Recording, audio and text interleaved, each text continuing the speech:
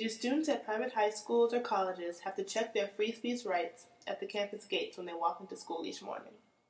Although there is no definitive answer for this question, many students today would argue that the answer would be yes. Although many rules and regulations have been put in place in order to help students be able to speak freely and express themselves as they want to, many school administrators are doing the exact opposite in putting regulations in place so that students are not allowed to say what's on their mind. And more importantly, students are being harshly punished when they do. In 2007, University of Florida student Andrew Mayer was tasered by police officers and arrested and detained after questioning Senator John Kerry on his affiliation with George Bush and his position on oath and treason. Bush, all right? Also, were you a member of Skull and Bones in college with Bush? Were you in the same secret society? That's all right. Let me answer this question. Excuse me, were you arrested? Whoa. Is anybody watching this? I'm not doing this.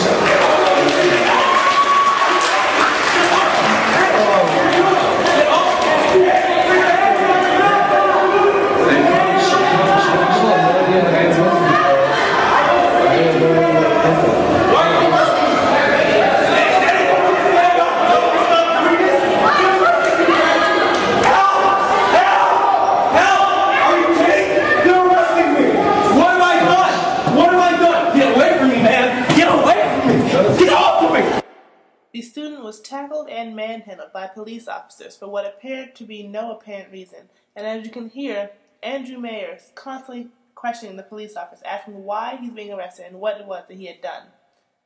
The only thing Andrew was guilty of was using his free speech First Amendment right and asking the senator questions that he thought were important and that he deserved answers to. The Student Press Law Center has provided students with a legal guide for private school press. They start off by giving 5 policy arguments that students can use against either school administrations or the court if necessary to prove why they should deserve their free speech rights. The first thing the Student Press Law Center does is help to define what exactly the First Amendment guarantees. The First Amendment states that Congress shall make no law respecting an establishment of religion or prohibiting the free exercise thereof or abridging the freedom of speech or of the press, or the right of the people peacefully to assemble and to petition the government for a redress of grievances. With that being said, the Student Press Law Center argues that although schools may have the right to censor, doesn't mean that they necessarily should censor. A quote by Thomas Jefferson says, "Were it up to me to decide whether we should govern without newspapers or newspapers without government, I would not hesitate a moment to prefer to the latter." One can argue that any official censorship of a newspaper, whether by a private school administrator or a state or local government official, is patently un-American. The Student Press Law Center also says that a private school that actively seeks to stifle the expression of its students is not only violating fundamental democratic concepts, it is also retarding one of the basic necessities of the learning process, an unfettered free flow of ideas. When censored, the student of a private school receives lesser education than their counterparts in public schools. The center goes on to say that many schools, especially private schools, are affiliated with a religious organization. A special affinity for the First Amendment should create a common bond with journalists and their free expression rights. If it were not for the First Amendment and its protections of the free exercise of religion, many of the schools themselves may not exist. So it's slightly ironic that although the First Amendment protects the exact existence of these universities, the universities then turn around and censor the students who attend them. In the right situation, the legal remedy most likely to protect the student journalist in a private school is the claim based on the breach of guidelines or rules, something also known as contract law. In a university, students enter into a contract law based on their student guidelines and handbooks. The university sets and establishes certain rules and regulations which the students have to follow. When you agree to enter into that university, you then agree to follow by that contract or that law. In response to contract law, many university administrators will say that they act in loco parentis, which Latin phrase means in place of parents. As private institutions, private schools are not subject to any restrictions in terms of violations of the rights of students. Hence, While the public school might have to prove its violations are for a higher purpose or esteem from its in loco parentis responsibilities, a private school can set its own limits arbitrarily. The Student Press Law Center advises students to check their student handbook in order to find out what their rights and regulations are at their universities. If a private school clearly promises or states that students have the right to openly express their viewpoints, or that student publications will be free of administrative interference with final editorial control left to the students, any action contrary to that policy may be a breach of promise, for which a court could presumably give relief. Students should check to see if such a policy exists at their school, and if it doesn't, they encourage the adoption of one. Many student journalists have found it more effective to take away the means by which those administrators can censor in the first place. To limit administrative control, a publication can separate itself from the school by becoming a separate entity or corporation. In layman's terms, SPLC says that students could use the option of going independent, meaning that the university would no longer financially contribute to their paper. If you do decide to do this, then you would have the liberty of printing and saying whatever you wanted in your paper without the fear of censorship. An independent newspaper or magazine at a private school should not expect any financial or material support from its school if it wants to guarantee its freedom of censorship. Because of the cost involved, only a small number of newspapers have found independence a realistic alternative.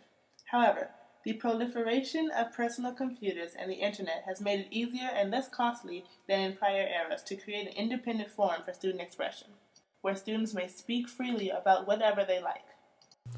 In the Hazelwood case, the student newspaper, The Spectrum, wanted to print stories about issues with students and divorced parents and teen pregnancy. The principal at the time, Robert Reynolds, withheld the articles from running due to its inappropriate content, in his opinion. The school newspaper then sued the school, and the Supreme Court held that public school circular student newspapers that have not been established as forms of student expression are subject to a lower level of First Amendment protection. In layman's terms, Reynolds did not offend the student's First Amendment rights by exercising his right to editorial control. Although the Hazelwood case did not work out in students' favor, they shouldn't worry. Adopted in 1992 was the California Leonard's Law. With the near unanimous bipartisan support, the Leonard's Law, named after its primary sponsor, Senator Bill Leonard, reads in part, "It is the intent of the legislator that a student shall have the same right to exercise his or her right to free speech on campus as he or she enjoys when off campus."